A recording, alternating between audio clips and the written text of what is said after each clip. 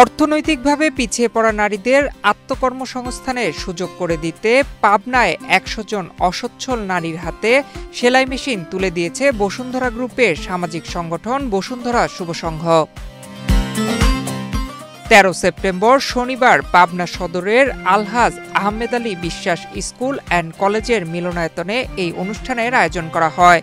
এ সময় পাবনা সদর উপজেলার বিভিন্ন গ্রামের সুবিধাবঞ্চিত নারীদের হাতে বিনামূল্যে এই সেলাই মেশিন তুলে দেওয়া হয়।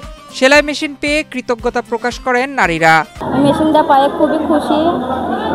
মধ্যবিত্ত পরিবারে ছেলে মেয়ে লেখাপড়া করানোর জন্য একটা মহিলার যে কোনো একটা মেশিনে কাজ করে যাতে আমি ছেলে মেয়েকে লেখাপড়া করাতে পারি, ছেলে মেয়ের ভবিষ্যৎ করতে পারি। স্বামীর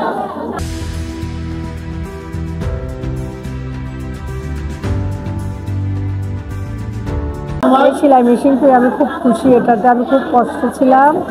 সেলাই মেশিন পেয়ে আমার মেয়ের খরচ, আমার খরচ আমি আল্লাহ বহন করতে পারি। কিছুদিন আগে কাজ শিখেছি, এখন আমি মেশিনটা পেয়ে খুব উপকৃত হলাম।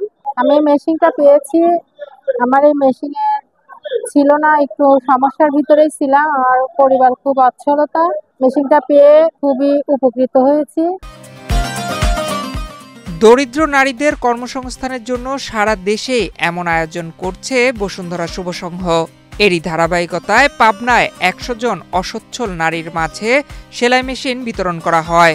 গ্রামীণ অসচ্ছল নারীদের স্বাবলম্বী করার লক্ষ্যে আমরা বসুন্ধরা গ্রুপের মাননীয় চেয়ারম্যান স্যারের নির্দেশনায় একটু দরিদ্র পরিবারের নারী যারা আছেন তাদেরকে খুঁজে বের করে তাদেরকে বসুন্ধরা গ্রুপের উপহার হিসেবে একটি করে সেলাই মেশিন বিতরণ করি। আমরা গত ৩ বছর ধরে এটা করছি। আজকে পাবনায় আমরা ১০০ নারীকে এখানে সেলাই মেশিন দিয়েছি। তো গত ৩ বছরে আমরা প্রায় ৩,০০০-এর বেশি নারীকে সেলাই মেশিন দিয়েছি যেন তারা স্বাবলম্বী হয়। বসুন্ধরা শুভ সংঘকে ধন্যবাদ জানিয়ে এই উদ্যোগের প্রশংসা করেন অনুষ্ঠানের প্রধান অতিথি ও পাবনার জেলা প্রশাসক। এই উদ্যোগের ফলে আসলে গ্রামের যে অসহায় জনগোষ্ঠী আছে, বিশেষ করে নারী, তারা তাদের একটি কর্মসংস্থানের সুযোগ হবে।